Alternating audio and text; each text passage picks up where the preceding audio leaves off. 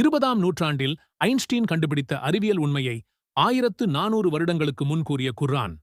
20ஆம் நூற்றாண்டில் அவர் வெளியிட்ட relativity theory என்ற சார்பியல் கோட்பாடு மனிதனின் நேரத்தைப் பற்றிய புரிதலை முற்றிலும் தலைகீழாக மாற்றியது. பல ஆயிரம் ஆண்டுகளாக மனிதன் நம்பியது என்னவென்றால், நேரம் எல்லா இடங்களிலும் ஒரே மாதிரி செல்கிறது. பூமியிலோ அல்லது விண்வெளியிலோ எங்கிருந்தாலும் ஒரு நிமிடம் என்றால் அதே ஒரு நிமிடம்தான் என்று மனிதன் கருதினான். ஆனால் ஐன்ஸ்டீன் உலகிற்கு ஒரு அதிர்ச்சியான உண்மையை கூறினார். நேரம் நிலையானது அல்ல. அதாவது, பிரபஞ்சத்தின் எல்லா இடங்களிலும் நேரம் ஒரே வேகத்தில் இயங்குவதில்லை. வேகம் மாறினால் நேரமும் மாறும்.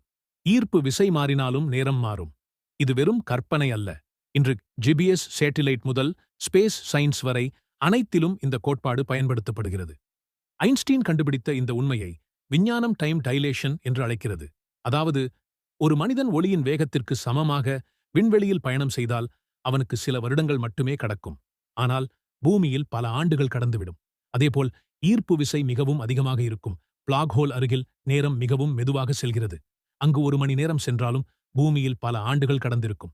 இதன் அர்த்தம் என்னவென்றால், பிரபஞ்சத்தில் நேரம் ஒரே வேகத்தில் இயங்குவதில்லை.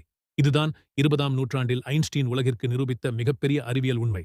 இன்று விஞ்ஞானம் கண்டுபிடித்த இந்த அறிவியல் உண்மையை 1400 ஆண்டுகளுக்கு முன்பே குர்ஆன் கூறியுள்ளது. يدبر الأمر من السماء إلى الأرض ثم يعرج إليه. வானத்திலிருந்து பூமி வரையிலும் உள்ள காரியத்தை அவனே ஒழுங்குபடுத்துகிறான். ஒரு நாள் ஒவ்வொரு காரியமும் அவனிடமே மேலேறிச் செல்லும். ثم يعرج إليه في يوم كان مقداره 1000 سنة مما تعدون. அந்த நாளின் அளவு நீங்கள் கணக்கிடக்கூடிய 1000 ஆண்டுகளாகும். அல் குர்ஆன் அத்தியாயம் 32 வசனம் 5. மற்றொரு வசனத்தில் காலம் எல்லா இடங்களிலும் ஒரே மாதிரி இயங்குவதில்லை என்பதை குர்ஆன் இவ்வாறு விவரிக்கிறது. تعرج الملائكة والروح إليه في يوم كان مقداره 50,000 سنة. ஒரு நாள் மலக்குகளும் ஜிப்ரீலாகிய அவ்வான்மாவும் அவனிடம் ஏறிச் செல்வார்கள். அந்த நாளின் அளவு 50,000 ஆண்டுகளுக்கு சமமாக இருக்கும். திருக்குர்ஆன் அத்தியாயம் 70 வசனம் 4.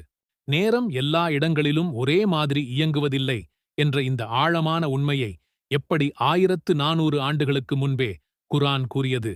மனித அறிவை தாண்டிய உண்மைகளை கூறும் இந்த குர்ஆன் நிச்சயமாக இறைவனிடமிருந்து வந்த இறைவேதம் என்பதற்கு இதுவும் ஒரு வலிமையான ஆதாரமாகும்.